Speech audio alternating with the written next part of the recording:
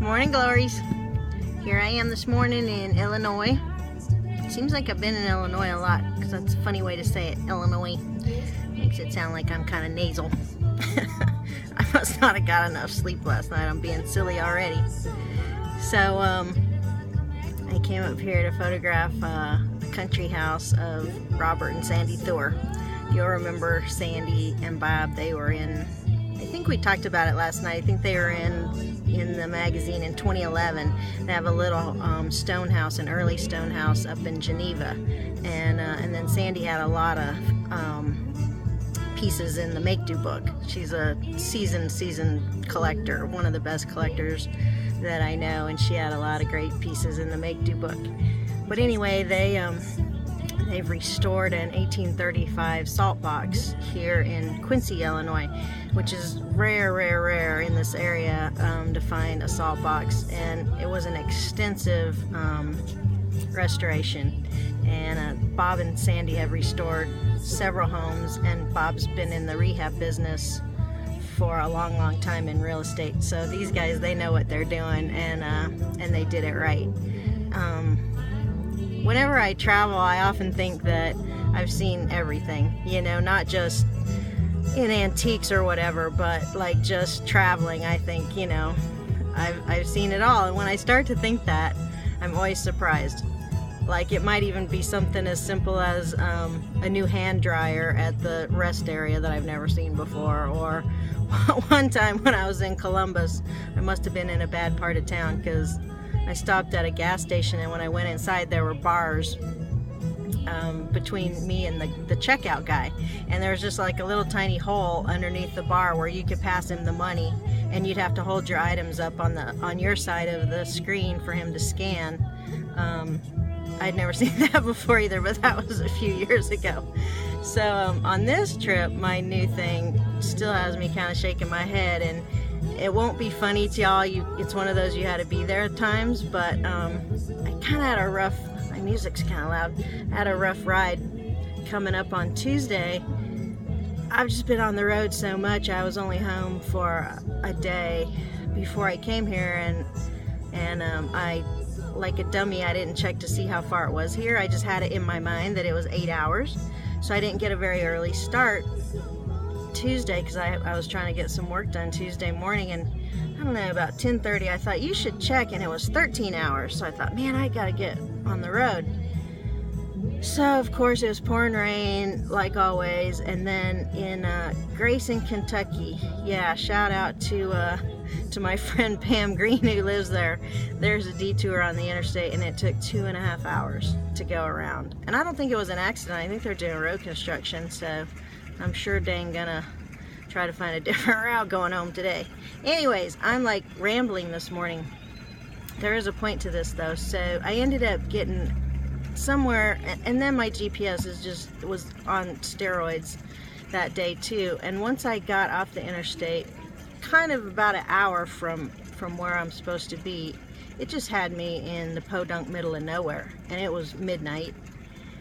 And all of a sudden, I was on a 2-lane road. It was dark as dark as it could be, and it was kind of creepy because I'd be sort of like in cornfields, but then I'd be in the woods, and all the trees would be hanging over the road. And literally, I came over a hill, came down to the bottom, and I almost like had to slam on my brakes because all of a sudden I could see where the road just ended and the river was there. And I have to assume it was the Mississippi just because that's what's here, but there was a little tiny sign on the side that said, "Wait for Ferry." And I'm like, you're joking, right? But there I sit with, you know, a few feet between me and the river and nothing. And I'm like, oh my gosh, it was just like no warning or anything. It was just bizarre. So I'm kind of looking, and sure enough, there's this little tiny ferry on the other side, of course.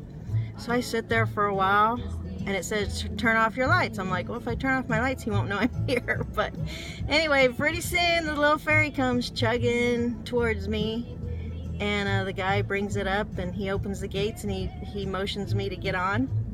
And it was the tiniest little thing you ever saw. Only one car would fit on it. So I drive onto the ferry. I like have no choice, and it was really windy. It was like horrible weather that whole drive. and the water was just rolling and churning, and I was like, it was all I could do not to get sick. And I've never been on a cruise before, but I'm pretty sure after this little ferry experience that I'm not going to be going on no cruise in the future. But anyway, we chug along and we make it to the other side, and then I'm in this little crazy town. And so I was excited to talk to Bob and say, you know, I rode the ferry. And I tell Bob, and he's lived in Quincy his whole life, and he just looked at me like I was from outer space, and he's like, what? I've never heard of such a thing. He probably almost didn't even believe me, and I'm like, it was not a dream, Bob. I was on this little ferry and in the middle of nowhere crossing the Mississippi. Like, wow. So that was a new experience. That I gotta chalk up to something I've never experienced before.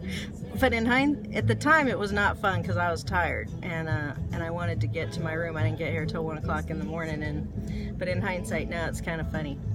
And my second experience that I've never experienced before, after photographing, man, I don't know, like 200-300 homes, closer to 300 probably. You know, I tell you all the time, and I mean it with all my heart, I sincerely love every home I do. I don't rate them, I don't compare them. Each one is special in its own way because it's special because the homeowner is special. But literally yesterday, when I first walked in to Bob and Sandy's farmhouse, I was deeply moved, but within 10 minutes, I just started crying uncontrollably. And Sandy's a gem, and I love her, and we've worked together a lot, and I admire her as a woman, not just as a collector, but Sandy's taught me a lot. She is very successful in her business career, and she's taught me a lot about business and how to be a little tougher in my business. And anyway, she's not a crier, and I think she was surprised that I was crying. And I said, never had a house move me the way this house did. And I keep saying house, but it really wasn't.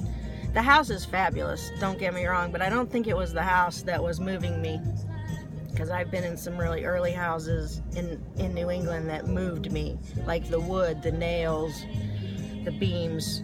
There's something there that just stirs you up, you know. But what was making me sentimental and cry was the way Sandy had put everything together in a way that I have never seen before. We all have similar decorating tastes and styles, and everyone is, like I said, everyone is great, don't get me wrong. But Sandy did something, not just something, a lot of things, the whole house, that I've just never witnessed before. It was simple and amazing and moving. And I know y'all get tired of hearing me say this, but I wish I could put this house in the winter issue. I can't because it's fall. But I don't want to make y'all wait, because I want to share this amazing designer talent of Sandy's with the world, because I've just never seen anything like it. And so anyway, I'm super excited, and I'm sorry y'all are gonna have to wait, but I'm gonna put some sneak peeks up on my blog and on Facebook tomorrow morning, because I gotta show you a couple little pictures of it, just because I'm busting at the seams to share this with the world. So I want to tell Bob and Sandy, thank you for an amazing day. And Sandy, thank you for all the hard work you put into making your house something so different for our readers, something so fresh and refreshing. And I'm just so grateful.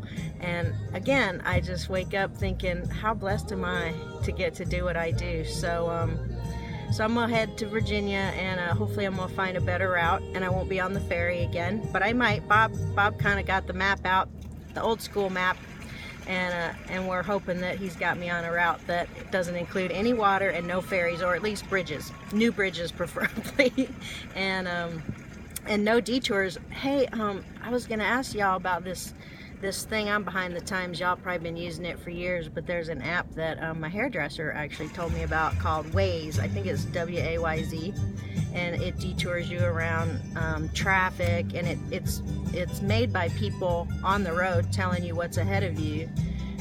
They'll put in like where there's accidents or even cops or whatever, So when I get a little bit closer to my friend Grace in Kentucky, I'm gonna pop up my new Waze app that Tammy actually loaded for me when she was at my house this summer, and I'm gonna see if it works.